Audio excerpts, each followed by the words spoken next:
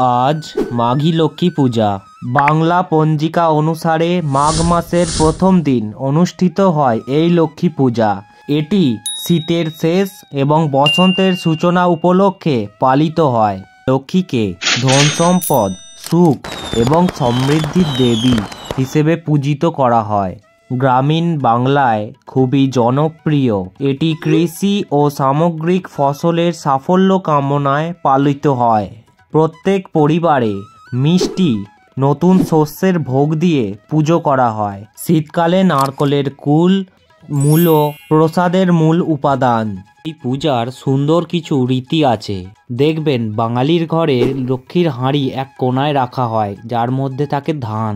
পুজোটা নিচেতে হলেও সেই জায়গায় তুলে রাখা হয় পুজো হওয়ার শেষে। ঠিক যতক্ষণ না আমরা শিয়ালের ডাক আমাদের কানে পৌঁছাচ্ছে, তারপরেই লক্ষ্মী মাতাকে ওই জায়গায় তুলে দেওয়া হয় পরের পূজার জন্য। সারা বছরের মধ্যে এই লক্ষ্মী পূজার আলপনার একটি রহস্য আছে। পূজা প্রাঙ্গণে আলপনার দ্বারা প্রচুর কিছু ইঙ্গিত করা হয়। সবকটা না পারলেও ব্রাহ্মণ মতে যেগুলি করলে আপনার পূজা অসন্তুষ্ট থাকবে না, সেগুলি দেখে নিন। গাইস, আজ আলপনা সম্বন্ধে কিছু বলবো।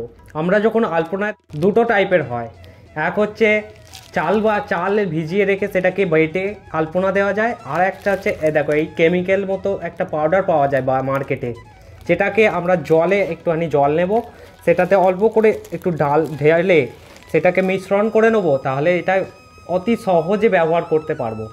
এবার চাল বাটাটা যদি তোমরা ব্যবহার করো, ওটা হচ্ছে পুরনো প্রযুক্তি। মনে রেখে সেটা ভিজাতে দিতে হবে এবং তারপর সেটাকে বাটতে হবে। শিল নোড়া দিয়ে বেটে সেইটাকে ইউজ করতে পারবে।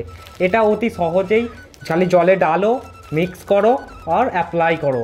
চাল বাটা আলপনায় তুলি ব্যবহার করলে রেজাল্টটা একদম ভালো আসছে না, তাই বেস্ট হবে কিছুটা কটন নিয়ে সেটা আঙুলের সাহায্যে আলপনা দেওয়া। গাইস, যদি হয় সারফেসটা এতটাই সুন্দর, তাহলে কীরকম ড্রয়িং করা যাবে, কীরকম আলপনা করা যাবে দেখা যাক।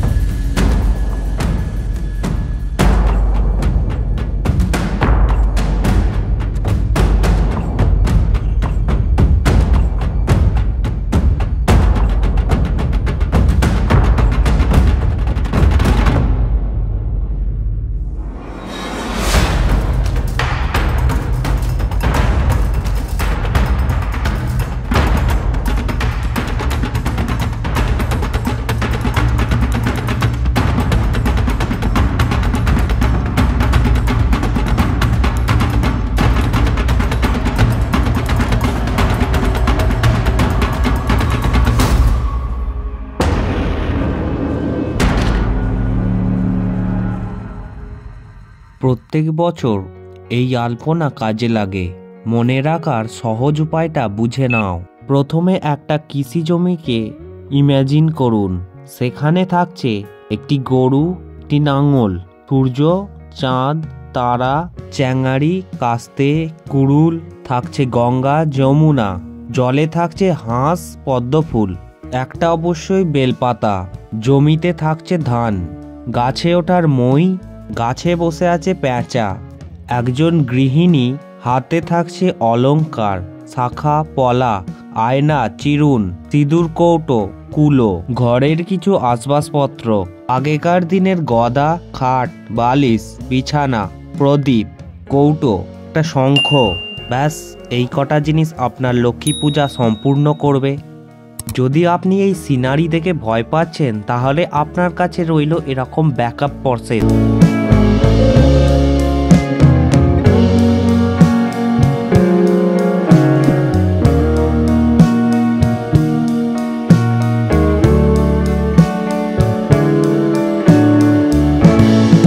এই রকম প্রত্যেকটা আলাদা আলাদা আলপনা ড্রয়িং করুন, এইতে আপনার চিন্তামুক্ত হবে।